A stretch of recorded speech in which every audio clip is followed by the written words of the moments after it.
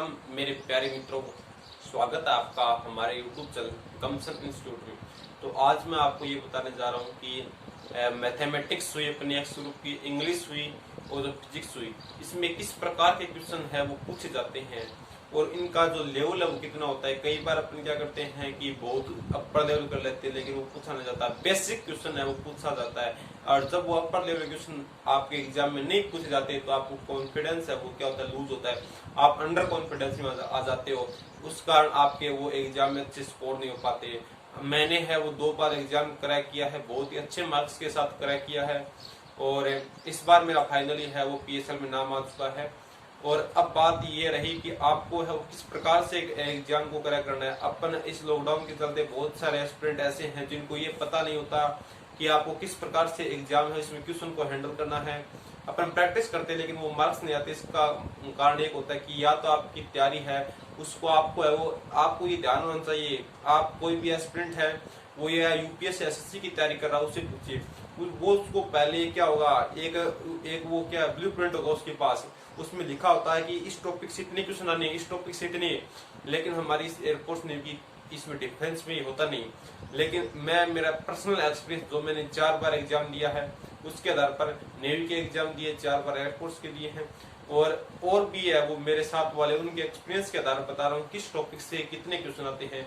हम एक साथ है वो साथ वाले क्या करते हैं, एग्जाम देने के बाद एनालिसिस करते हैं किस टॉपिक से क्वेश्चन पिछली बार आया था, आपकी शिफ्ट में आया था या हमारी शिफ्ट में 20 से पूछा गया, मतलब कंटिन्यू पूछा जा रहा है। तो आज मैं बात करता हूँ किसकी, मैथमेटिक्स की, कि मैथमेटिक्स में है वो किस प्रकार से कितने क्वेश्चन और किस प्रकार से पूछे जाते हैं किस टॉपिक से।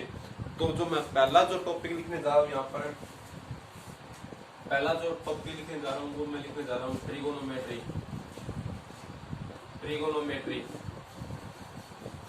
जिसको आप कहते हैं त्रिकोणमिति।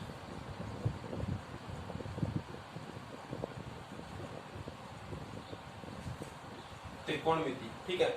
इसमें मैं आपको बता रहा हूँ कि आपको 2 क्वेश्चन कंफर्म पूछेंगे, 2 क्वेश्चन है वो कंफर्म पूछेंगे। किस किस पार्ट से आएंगे ये दोनों क्वेश्चन, ये भी देख लीजिए आप, ठीक है। जो पहला जो क्वेश्चन पूछा जाएगा, कौन सा, जो पहला क्वेश्चन पूछा जाएगा वो आपका आएगा सीधा जो फॉर्मूला बेस होता है उस पर आ सकता है, वैल्यू पर आ सकता है, ठीक है, या फिर कोई सीरीज पर आ सकता है। जैसे मैं फॉर्मूला के बेस पर ये अपने होते हैं ना कि sine square theta plus cos square theta बराबर 1 होता है, ठीक है। और एक ये क्वेश्चन भी होता है कि आपको डायरेक्ट वैल्यू पूछी जा रही है, जैसे साइन 75 डिग्री की आपकी डायरेक्ट वैल्यू पूछी जा रही है, ठीक है। साइन आपको 60 की डायरेक्ट वैल्यू पूछी जा रही है। इस प्रकार से क्वेश्चन आते हैं। सीरीज में वो क्वेश्चन आते हैं, जैसे सीरीज बनती जाती, कौन सी सीरीज बनती जाती है वो क्वेश्चन आपने देखे होंगे। सीरीज वाले क्वेश्चन स्क्वायर की फॉर्म उनके कुछ फॉर्मूले होते हैं, वो उनकी प्रैक्टिस करनी है। तो आपको यहाँ से एक क्वेश्चन आपको इस पार्ट से मिल जाएगा। ये तो बहुत ही कम चांस है, बहुत ही कम चांस है, यानी कि 5 में से एक क्वेश्चन, 5 शिफ्ट में से एक क्वेश्चन सीरीज से पूछा जा सकता है, इतनी कम चांस है। यानी कि इसके जो चांस है 20% चांस है।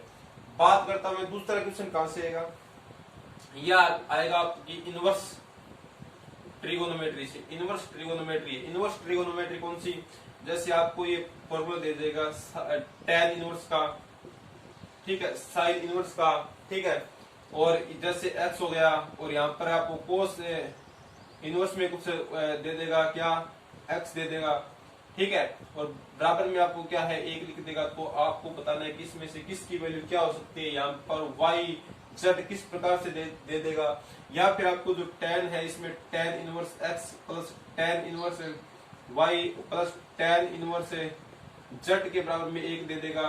और लास्ट में आपको x y z इसका जो गुणा होगा वो, यानी कुछ प्रकार से इसकी वैल्यू क्या है, इस प्रकार से आपको क्वेश्चन पूछे जाएंगे ट्रिगोनोमेट्री से, ठीक है। अब मैं आपको ट्रिगोनोमेट्री में और भी ये 2 हो गए। अब मैं आपको पढ़कर बताता हूँ आपकी, और वो अच्छी तरह से आप कैलकुलेट कर सकते हो चीजों को। तो इसमें मैं बता रहा हूँ ट्रिगोनोमेट्रिकल आइडेंटिटीज, जो मेरी आइडेंटिटीज होते हैं, जो फॉर्मूले होते हैं वो, ठीक है, वो आएंगे, कंफर्म आएंगे। Trigonometry equation and general solution, फॉर्मूले बता दिए मैंने। तो फॉर्मूला है इनमें क्या, ट्रिगोनोमेट्री की जनरल जो आइडेंटिटीज है, फॉर्मूले हैं, सॉल्यूशंस हैं। इनवर्स ट्रिगोनोमेट्री क्वेश्चन आएगा, कंफर्म है, ठीक है। लोगरिथम है, इसका आपको एक क्वेश्चन मिल सकता है, वो ट्रिगोनोमेट्री नहीं, अलग से मिलेगा, ठीक है। Properties of triangle, properties of triangle है, इसकी बात कर रहा हूं मैं। हाइट एंड डिस्टेंस से एक क्वेश्चन आ सकता है। देखो इसमें दो चीजें हैं, एक है properties of triangle, properties of triangle, इससे वही बात है कि ये बात है कि 7 शिफ्टों में से एक शिफ्ट में पूछा जा सकता है, यानी इसकी कोई संभावना है ही नहीं। और एक हाइट और डिस्टेंस है, वो आप कर दो, क्योंकि वो एकदम इजी क्वेश्चन होता है हाइट एंड डिस्टेंस का।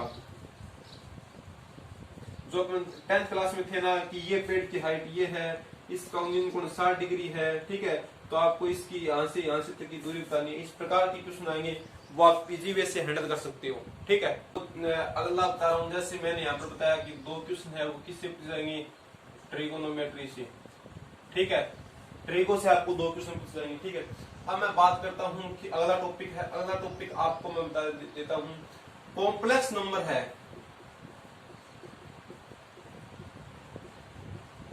इससे आपको एक क्वेश्चन डेफिनेटली पूछा जाएगा, एक क्वेश्चन, ये इजी भी हो सकता है, ये सीरीज में भी हो सकता है। जैसे यहाँ पर आयोटा, आयोटा की स्क्वायर, आयोटा की क्यूब और आयोटा की 4, इसका मान क्या होगा, ठीक है। आपको आयोटा है इस 1/2 यानी कि अंडररूट आयोटा, इसकी वैल्यू पूछी जा सकती है, ठीक है। इस प्रकार के क्वेश्चन आएंगे, लेकिन आपको इतने हार्ड क्वेश्चन भी नहीं आएंगे, इजी क्वेश्चन आएंगे जो आपको आयोटा से सोल्व हो जाएंगे, ठीक है। नेक्स्ट टॉपिक बता रहा हूं मैं आपको, नेक्स्ट टॉपिक कौन सा है, नेक्स्ट है कि स्क्वेंस एंड सीरीज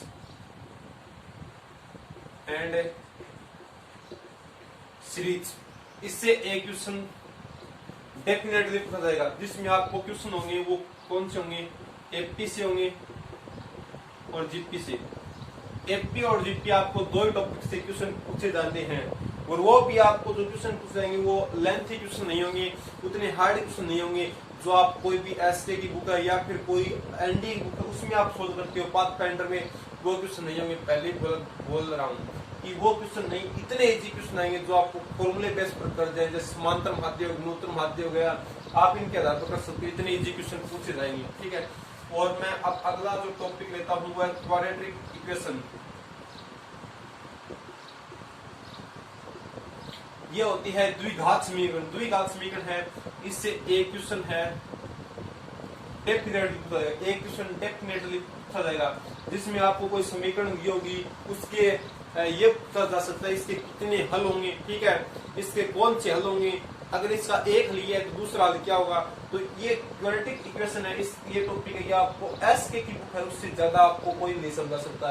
लेकिन एसके की बुक है वो आप पाएगी जो मल्टीपल क्वेश्चन होंगे, एसके बुक आएगी जिसमें आपको वस्तुनिष्ठ क्वेश्चन इस नाम से दिए होंगे, और वहां पर आपको ये इतना था से समझाया हुआ है क्वाड्रेटिक इक्वेशन जिसकी हद नहीं है, ठीक है। अब मैं जो अगला जो टॉपिक है वो लिखने जा रहा हूँ वो कौन सा है, वो आप ये मान सकते हो कि परम्यूटेशन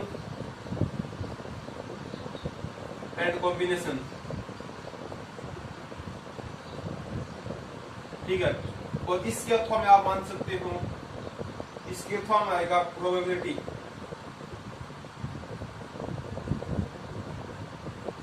यानी प्रायिकता, यानी क्रम से संचय और प्रायिकता, इनमें से आपको एक क्वेश्चन, इनमें से आपको एक क्वेश्चन पूछा जाएगा।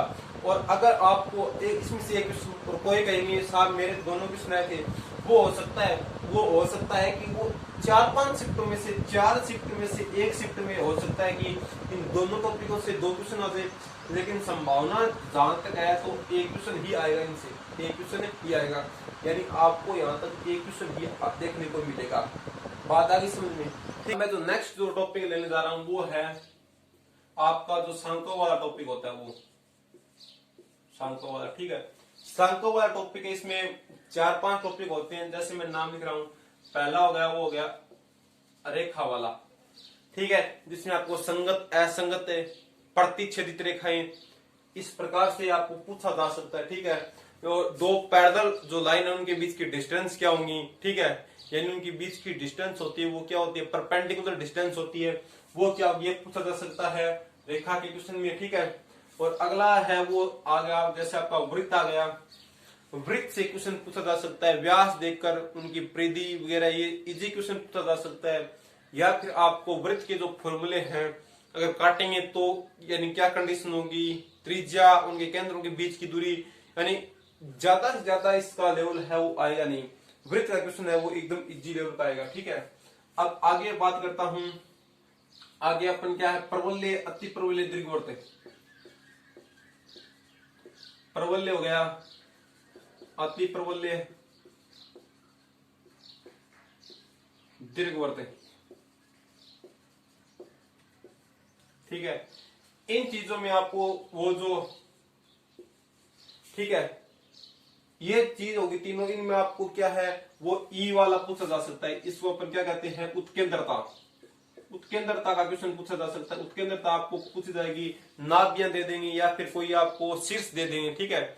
या तो आपको फोक्स दी होगी या फिर आपको है वो वर्टेक्स दिए होंगे और आपको ये उत्केंद्रता वाला क्वेश्चन पूछा जा सकता है। इसके जो फॉर्मूले होते हैं कौन से, वो याद रखने आपको, जैसे √1 - b² हो गया, और कई बार यहाँ पर प्लस माइनस। तो ये क्वेश्चन आपको है वो फॉर्मूला याद रखना, इस फॉर्मूले से लगभग क्वेश्चन सोल्व हो जाएंगे।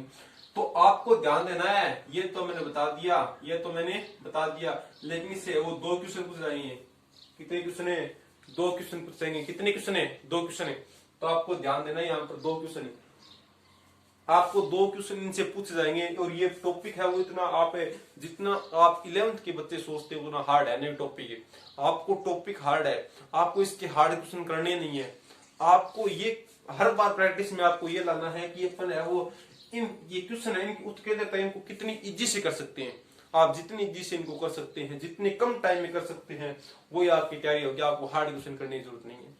बेसिक पूछा जाता है। एयरफोर्स एक्स ग्रुप का हमेशा से सिद्धांत रहा है कि हर सब्जेक्ट के बेसिक नॉलेज आपको होना जरूरी है, ठीक है। ये हमेशा ये रहा है, क्योंकि उनको यहाँ पर क्या करना है, यहाँ पर उनको मेंटलिटी है वो ओनली फॉर है वो नॉर्मल के लिए चेक करनी है। वहां पर आपको सेकंड फेज में साइकोलॉजी होगी, वहां पर आपको अच्छे से पता चलेगा। और उससे अच्छा पता आपको ग्रुप डिस्कशन में चलेगा, जहां पर आपको है वो निखार कर दिया जाएगा, निखार कर वहां लिया जाएगा। तो ये बात होती है, ठीक है। 11th का बता दिया था, 11th की मैथमेटिक्स से। अब मैं बताने जा रहा हूँ कि 12th की मैथमेटिक्स से कौन से क्वेश्चन पूछे जाते हैं। 12th की मैथमेटिक्स से तो इसमें मैं नंबर एक जो मैं लिख रहा हूं, नंबर 1 जो चीज लिख रहा हूं वो मैं लिख रहा हूं फंक्शन एंड रिलेशन। ये टॉपिक बहुत अच्छा टॉपिक माना जाता है हायर मैथ का सबसे जान वाला टॉपिक माना जाता है। लेकिन इसमें से आपको एक क्वेश्चन पूछा जाएगा, या तो आपको ये इसमें एक क्वेश्चन में क्या आपको बहुत इजी क्वेश्चन होंगे, ये पूछा जा सकता है, ठीक है, ये पूछा जा सकता है, ठीक है, इनवर्स पूछा जा सकता है किसी का, ठीक है, इनवर्स पूछा जा सकता है। मैं बता रहा हूं इससे हाईएस्ट ये लेवल जाएगा। या फिर आपको वो डोमेन, रेंज, ठीक है, ये पूछा जाएगा। और इसी में एक क्वेश्चन आता है कौन सा, सेट का। इनसे मिलकर एक क्वेश्चन पूछा जाएगा, इनसे मिलकर एक क्वेश्चन पूछा जाएगा। लेकिन कई बार होता है क्या कि सेट से एक अलग क्वेश्चन पूछा जाता है, सेट से एक अलग क्वेश्चन दे देते हैं। ये भी 3 शिफ्टों में से एक शिफ्ट में हो सकता है। 3 पेपरों में से एक पेपर में सेट से अलग क्वेश्चन भी पूछा जा सकता है। लेकिन आपका जो लेवल रहेगा वो यहां तक सिमट जाएगा, लेवल यहां तक सिमट जाएगा। अब मैं बात करता हूं इसके नेक्स्ट टॉपिक की, जो बहुत अच्छा टॉपिक है, अपने आप में जान का टॉपिक है। कौन सा, जान का टॉपिक है वो है मैट्रिक्स। हद मचा दी इस मैट्रिक्स ने, तो अपनी हद मचा दी पूरे एक्स ग्रुप के मैथमेटिक्स के एग्जाम में। हद मचा दी, इतनी हद जिसकी हद नहीं है।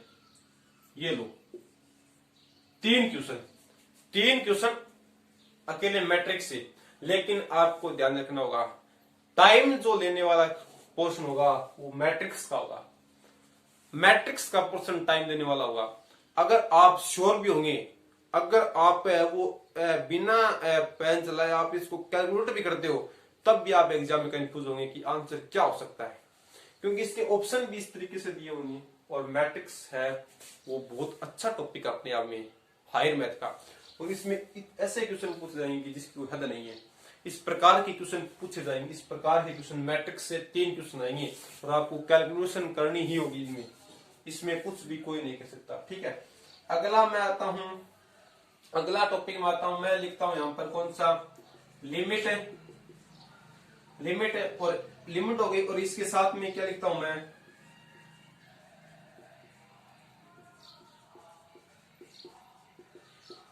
ये डिफरेंशियल फंक्शन, यानी कि यहां पर हो गई सीमा और यहां पर हो गई अवकलन। अवकलन, यहां सीमा है, इसमें आपको एक क्वेश्चन, कितने क्वेश्चन है, एक क्वेश्चन। अवकलन से आपको कितने क्वेश्चन पूछे जाएंगे, एक क्वेश्चन पूछे जाएंगे। और आपको ये सीमा, इसमें ये हो सकता है, आपको यहां से एक क्वेश्चन है, ये इतना हो सकता है कि आपको यहाँ पर आइए, आप सीमा के लिए सीधा आपको है वो किसी फंक्शन की लिमिट देकर पूछा जा सकता है। यहाँ पर कोई फंक्शन हो गया, ठीक है, हो सकता है आपको यहाँ पर सातत्य पूछा जा सकता है, कौन सी सातत्य, या फिर हो सकता है आपको यहाँ पर अवकलनीयता भी पूछा जा सकता है, अवकलनीयता। ये बहुत है अच्छा टॉपिक आएगा, और जो अवकलन का टॉपिक आएगा वो एकदम इजी क्वेश्चन आएगा, अवकलन ही करना होगा आपका। जैसे कोई फंक्शन दे दिया जाएगा, यानी मैंने इतने अच्छे अवकलन देखे हैं, जैसे आपको ये भी क्वेश्चन है वो दिया हुआ है कि sin x है, इसका आपको अवकलन बताइए, sin x का अवकलन। इतने इजी क्वेश्चन है, आपको इसमें हार्ड जाने की जरूरत है नहीं, आपको वो फॉर्मूला है वो पूछा ही नहीं जाएगा, जैसे गुणा भाग वाला। इतने इजी क्वेश्चन आएंगे से अवकलन से तो हद हो जाएगी अवकलन की, इतने इजी। मैं अगला जो टॉपिक बताने जा रहा हूँ उसमें कितने क्वेश्चन आएंगे, अगला टॉपिक है वो कौन सा है, समाकलन है, इंटीग्रेशन। इंटीग्रेशन है, इंटीग्रेशन, इसको आप क्या कहते हो, समाकलन कहते हो, समाकलन। इससे आपको दो क्वेश्चन पूछे जाएंगे, इजी क्वेश्चन होंगे, दोनों के दोनों क्वेश्चन कौन से होंगे, इजी क्वेश्चन पूछे जाएंगे। दोनों क्वेश्चन है वो होंगे कौन से, एक तो आपका आएगा डेफिनेट और एक आएगा इनडेफिनेट, यानी निश्चित और अनिश्चित, निश्चित और अनिश्चित समाकलन से आपको एक क्वेश्चन पूछा जाएगा। यहां से आपको एक क्वेश्चन, एक नंबर पक्का हो जाएगा यहां से, और यहां से आपका फिर से एक नंबर। इस प्रकार से आपको क्वेश्चन पूछे जाएंगे, इस प्रकार से आपको। और ये क्वेश्चन इतने इजी होंगे जिसकी हद नहीं है, मैंने अवकलन वाला बताया ना, वैसे के वैसे इतने इजी क्वेश्चन आए हुए हैं, मैं क्या बताऊं, इतने इजी क्वेश्चन है। ये क्वेश्चन आया हुआ है, आपको हद नहीं होगी, मैं अपना खुद एक्सपीरियंस बता रहा हूँ, ये क्वेश्चन पूछा जा चुका है, इतने इजी क्वेश्चन आएंगे जिसकी हद नहीं है आपको, ठीक है। अब मैं जो नेक्स्ट टॉपिक है वो बता रहा हूँ आपको। यहाँ पर मैंने प्रायिकता वगैरह तो मैंने बता दी होगी, लेकिन एक टॉपिक और है, वो कौन सा है, वो टॉपिक है लोगारिथम।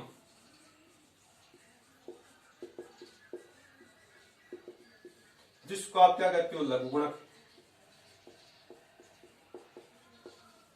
लघुगुणक ये क्वेश्चन है वो आता है, ये क्वेश्चन एक, इसमें से आपको एक क्वेश्चन है वो डेफिनेटली पूछा जाएगा, ठीक है। अब जो सबसे अच्छी है वो है, अब जो सबसे अच्छा टॉपिक है वो है इसकी पूरे एग्जाम की जान, कौन सी, डिफरेंशियल इक्वेशन होंगी। सबसे इस बड़ी जो जान होगी वो कौन सी होगी, अवकल समीकरण।